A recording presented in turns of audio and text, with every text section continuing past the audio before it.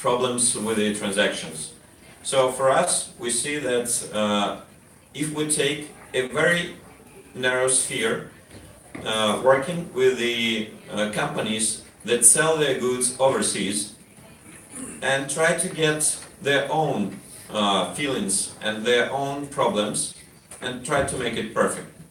So as for now, the current banking infrastructure and the bookkeeping strategy comes out of, I think, out of 15th century, from the Venice period, when a lot of foundation for the current banking scheme was founded. So as for now, if you have a look to the left scheme, you will see how many interbanks and communication should be done for one payment to be done if you are selling or buying goods overseas.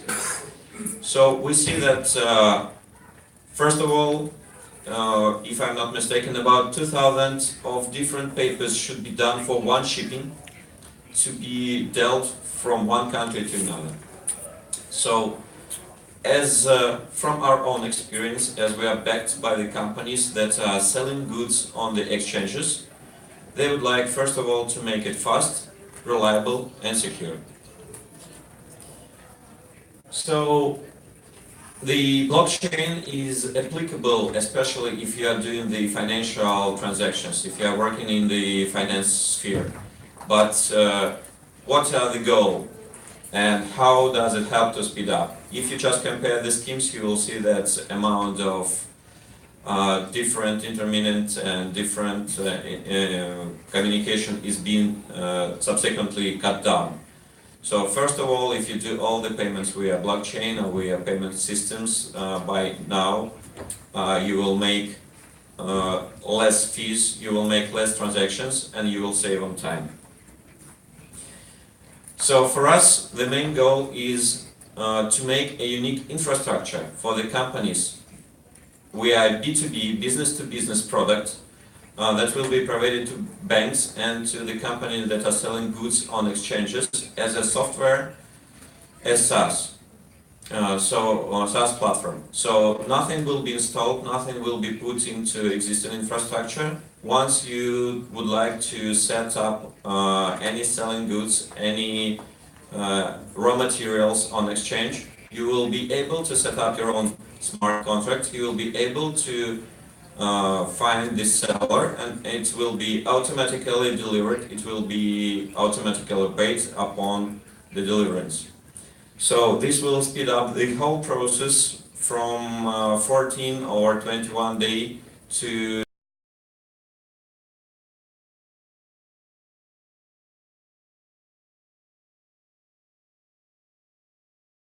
but at least we can speed up all the documents, all the papers and all the payments. So that's how the job looks and how it works. We will have two tokens. One token will be for the investors, for the companies and the investors that will take part in profits and bonuses. And the second token will be used as actually as a license. We are not providing token, but we are selling licenses for running our application. So once you would like to product a good and make a sale, in order to perform the business model, in order to do the sale, you will be setting up the smart contracts, you will be utilizing our token. After that, as soon as the payment is done and the logistics has been done, you will be also utilizing our token for the deal to be closed. So we have three models. One is for banking services, one is for commodity trading, and one for the interbank transfers. As a company is running within the business, you might be aware, I mean, from the banking part, the banking model is very important because for the banks right now, they are being put into pressure. They understand that they should get more money, but they don't see how. So with the capabilities of blockchain, with the capabilities of seeing what your company does, it will be easier for the bank to provide with the automatic loans or, for example, to do the factoring, because you are already aware of how the company run, what they're doing, to whom they're selling, and what they're selling. The commodity trading is essential part. I mean that it all starts from the commodity trading, from the raw materials, from the goods on the exchanges. So for us, it's very important to be able to provide the fast, fast opportunities to put the goods on the exchanges and to do everything what is needed within the exchanges they offer. And interbank transfer, it's very much like what was described by the person, by the team before, Remit. The only difference is that as we are aimed on B2B, there should be no, like, we are not looking for the B2C sector. So as the whole infrastructure, it gives more sense because you shouldn't force your customers to do something special. We are looking what they are doing right now and trying to ease their pains. They are already selling the goods on the exchanges, they are already getting bank loans, they are already getting the logistics and everything all together. So we are just providing it on new technical level. And speaking about technical level, speaking about IT services, we are not trying to invent something new. We have a very strong team that are using the Hyperledger. Hyperledger is a common solution powered by IBM, or we are using the Linux Foundation model. So it won't be something out of the mind. We are not going to invent something new. We are using the industry standard.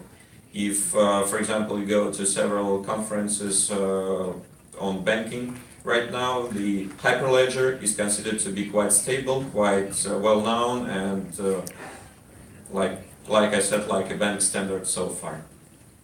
So as we are not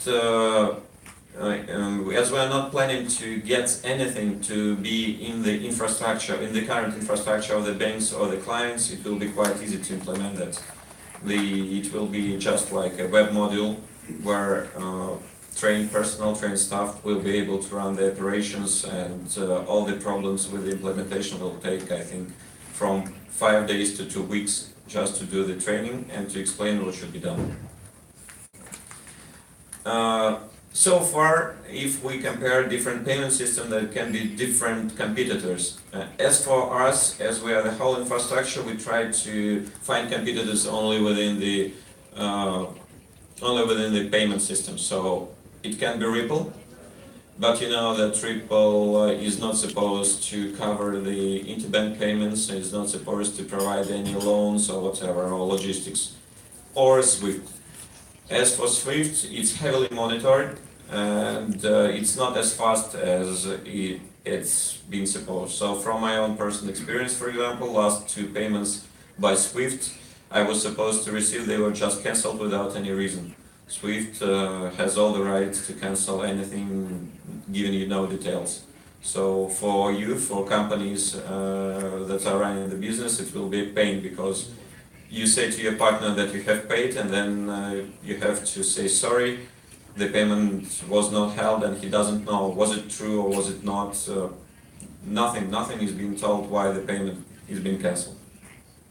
So as for our team, we have a very strong technical team. They are mostly based in Russia, but we are now looking to outsource some more people as well as to do some user experience and user design as well. Our top person is Michael Chikhanov. Recently, about 2 months ago, he finished the blockchain project for Russian Agricultural Ministry. All the seeds, all the plants that are now bought within the Russia are put into blockchain registry. It's been done in order to avoid any falsifications. So right now, Russia is one of the top countries that is being performing the blockchain projects even on the governmental level. So Michael is the person with hands-on experience, and it's not his first blockchain project. He is a very deep, especially at Hyperledger solutions. We are growing, and my first visit here to Korea was also to meet personally with Kirsten. She's here in the audience. Yes, she's here with us. She has very profound knowledge of the banking industry, and it's a pleasure for us because she's also a person who is aware of compliance. So compliance is a very important stage of any banking part, and to have a person who is aware of compliance in our team is also